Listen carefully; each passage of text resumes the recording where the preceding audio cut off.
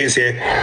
You know, a lot of people have been asking me on the Instagram about my thoughts on the Katt Williams situation, and he did mention me, which was a head scratcher because I don't know what I did to him.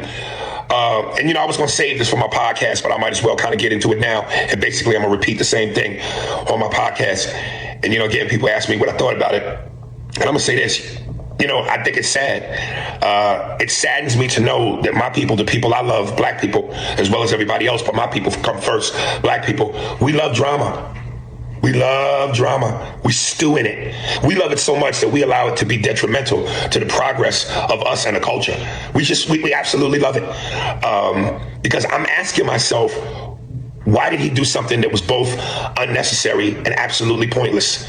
And in reading the comments, you know, it's I can tell we love drama by the shit we say, you know. Protect Katt at all costs. We gotta protect Katt. He the GOAT. He the GOAT. And I want to address both those things. All right, number one, the GOAT thing is a useless title. Every comedian, every entertainer, every performer is the GOAT to their fan base.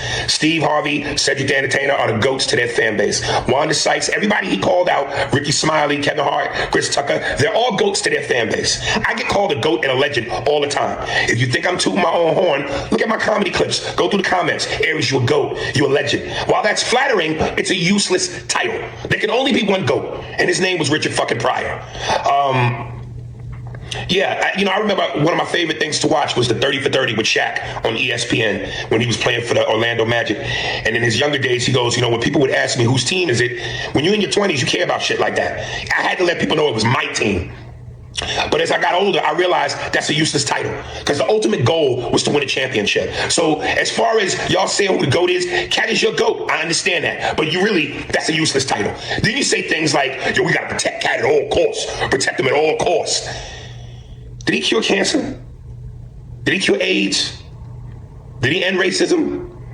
Did he figure out black poverty? Turn the fucking volume down. Protect Katt at all costs. Knock it off. Keep it in perspective. This is a news cycle. That's all this is. It's a news cycle.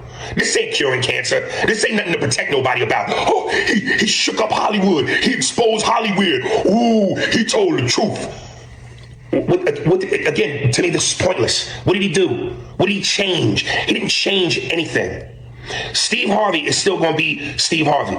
The success, the fame, the money, the momentum, the adulation, the respect, the adoration from the fans is still going to all be there. Same thing with Cedric, same thing with Chris Tucker, same thing with Ludacris, same thing with Wanda Sykes, same thing with me, same thing with Ricky Smiley. Everybody that he named will still go on. Nothing has changed. All right, this wasn't life or world changing. It's a news cycle.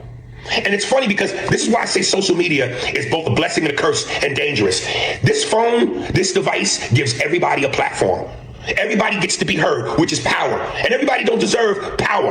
I'm reading some of the comments about Kevin, and I'm reading stupid shit like, oh man, Kevin's fan base is turning on him now. Katt done made it so his fan base is turning on him now. Kevin ain't never been funny. He ain't funnier than Katt. Well, first of all of that is subjective. Secondly, the people are saying that Kevin ain't funny or he ain't funnier than Katt. We're never Kevin Hart fans to begin with. Don't get it twisted. Kevin Hart is a global phenomenon. He's globally famous. He can go anywhere in the world and sell out a whole arena or stadium by himself. The box office movie receipts don't lie. The receipts at the ticket gate that you go through when you go to the arena sold out, don't lie. So for all these people that think that Katt has turned the world on its axis about Kevin, knock it off. Turn the volume down. Kevin is just fine. And again, those people saying that negative shit about Kevin were never fans to begin with. But you let people tell it, average Joes who now have power because of the phone and the platform. We must, Katt exposed the Illuminati. We must stop giving our money to these devil worshippers. We must take our power back. What power? You're not that serious. You're not that important. Stay in your lane. And last but not least, here's this. While we're all focusing so hardly on what Katt did, which again, I think was unnecessary and pointless, there's a young, beautiful black actress who we all know and love, who recently has been all over social media, literally in tears, because she's not getting the money that her white female counterparts get. Taraji B. Henson. So while we're all focusing on the Katt Williams hype drama news cycle, there's that. So my point is this: instead of Katt using his platform and his mouthpiece and his power and his influence for drama and a news cycle that's going to be gone when the next hot news cycle comes along, why don't we use our powers and our platform to figure out how we as a community in Black Hollywood can come together and amass our own wealth, build our own empire, be like Jeffrey Katzenberg, Michael Eisenberg, and Steven Spielberg. I know I'm fucking one of their names up, but form our own DreamWorks. Tyler Perry is cool, but that's all we got. Why don't we figure out how to make it so that we don't have to come to them hat in hand and wait for them to feed us? And then once we make the money that we need to make building our own empire, funnel that money back into our communities, and our ghettos, and our neighborhoods, and our streets, so that we can build back up before the Tulsa, Oklahoma City massacre and have our own shit and be well to do. Wouldn't that be a better use of one's power and one's influence and one's mouthpiece than to create a news cycle? Because all Katt did was do what we as kids would do on the playground in elementary school or middle school. It was like a rap battle or a roast session. Katt said what he said, and my people, black people who I love, who love drama, got a chance to go, oh, did you hear what he said? Oh, he shook up the game. He exposed Hollywood to Illuminati. Oh, that's all he did. And black people, y'all live for that. Y'all live for that drama. We focused on that when we should be focused on how do we form like the Avengers and really take this motherfucker over. Because we know what we do when we come together and we get our heads right. Let that be the focus and not a temporary news cycle. And you know, I want to add this little tidbit because I know there will be people that will say in the comments, oh, you know, what about you, Aries? You've been on social media and have blasted people and have said things before. And it's like, you know what, I have. And there are some things that I've said that I obviously regret. And then there are other things that I've said that I may not necessarily regret.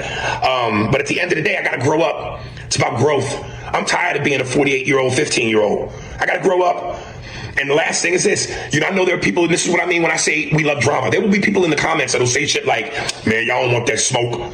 All the comedians he talked about are all running like roaches with the lights on. They don't want that smoke. First of all, listen, man, we're all professional comedians, which is to say we're all professional shit talkers. We all come from the same streets, whether it's the streets of Detroit, streets of Chicago, LA, DC, Philly, New York, Atlanta, Birmingham. We all come from the same streets called struggle, poverty, humble beginnings. And in order for you to overcome that, you got to be fearless in your heart. Ain't nobody scared of Katie Williams. Ain't nobody scared. Ain't nobody worried about smoke. I'm just saying, let's use our powers for the greater good. I'm here for the smoke. DM me for the link to the Spears and Steinberg podcast. Also, go to our YouTube channel on YouTube under Spearsberg Pod. Hit like and subscribe. There it is, man. It's your boy, Aries Spears, man. We're going to be talking about this on the podcast. Love y'all. I had Terry Crews on here. He said at the time that you did the movie, you were homeless. Is that true?